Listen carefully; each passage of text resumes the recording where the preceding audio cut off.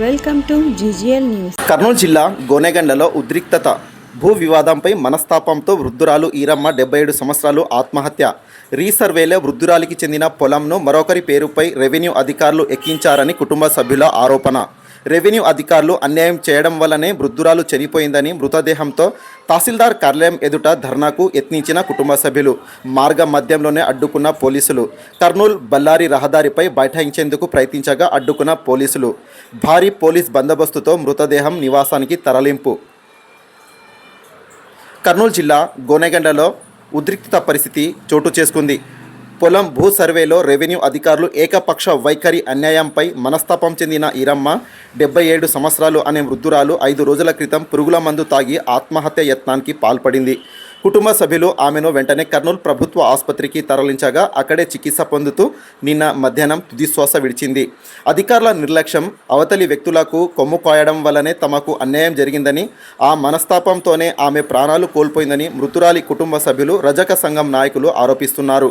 తమకు న్యాయం చేయాలని డిమాండ్ చేస్తూ వృద్ధురాలి మృతదేహాన్ని సాయంత్రం కర్నూలు నుండి అంబులెన్స్లో తీసుకొచ్చిన కుటుంబ సభ్యులు నేరుగా గోనెగండ్ల తహసీల్దార్ కార్యాలయం ఎదుట ఉంచి ధర్నా చేయడానికి సిద్ధమయ్యారు.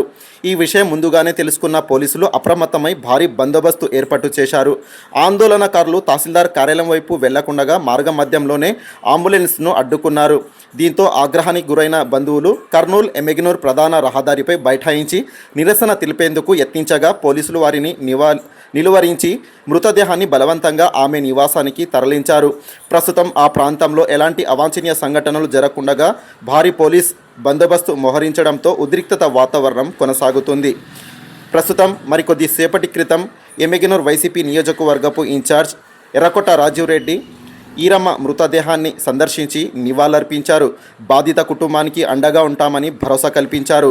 నాయకుల ఆగడాల వల్లే ఆమె చనువు చాలించిందని, ఆమెకు న్యాయం జరగంత వరకు అండగా ఉంటామని ఆయన భరోసా కల్పించారు. ఇదంతా ఎమ్మెల్యే కనుసన్నల్లోనే జరుగుతుందని, దీని బాధ్యత వహించాలని ఆయన తీవ్రంగా ఖండించారు. చూస్తూనే ఉండండి జీజీఎల్ న్యూస్. ఒకవేళ నేను ఈ రోజుకైనా చెప్తా ఉన్నా, ఆయన పేరు ఐరన్ మండ మబ్బాష అంట.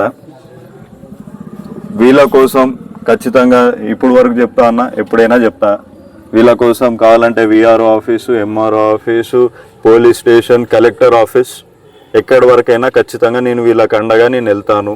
వైఎస్ఆర్సీపీ పార్టీ వీళ్ళకి అండగా ఉంటుందని కూడా ఈరోజు మాటిస్తా అన్నా.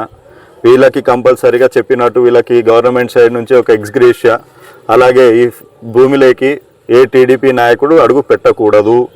పెడితే మాత్రం ఖచ్చితంగా 26 సెంట్లో వైఎస్ఆర్సీపీ మొత్తం ఎమ్మిగనూరు నియోజకవర్గ కార్యకర్తలందరూ ఆ సీన్లో కూర్చుంటారు. ఆ రోజు మళ్ళీ మీరు వస్తారా, రండి. కానీ ఆ భూమి మాత్రం ఖచ్చితంగా వీళ్ళకే చెందాలి, వీళ్ళకే చెందాల్సింది కూడా. వీళ్ళ కష్టపడి సంపాదించుకున్న ఆస్తి అది, ఉద్దరికి వచ్చిన ఆస్తి కాదు. మీకు ఇప్పుడు ఉద్దరిగా రీసర్వేలో ఏదో వచ్చిందని చెప్పి ప్లాన్ చేసుకొని మీరు చేస్తా అన్నారు చూడండి, అది కాదు. వీళ్ళ కోసం ఎంత దూరమైనా పోతాను ఖచ్చితంగా, దీంట్లో ఏమాత్రం డౌట్ లేదు. దీనికి ఎమ్మెల్యే ఖచ్చితంగా బాధ్యత తీసుకుంటూ వీళ్ళకి చెందాల్సిన ప్రతి ఒక్కటి ఆయనే దగ్గరుండి కూడా చూసుకోవాలని కూడా మనవి చేస్తా ఉన్నాను.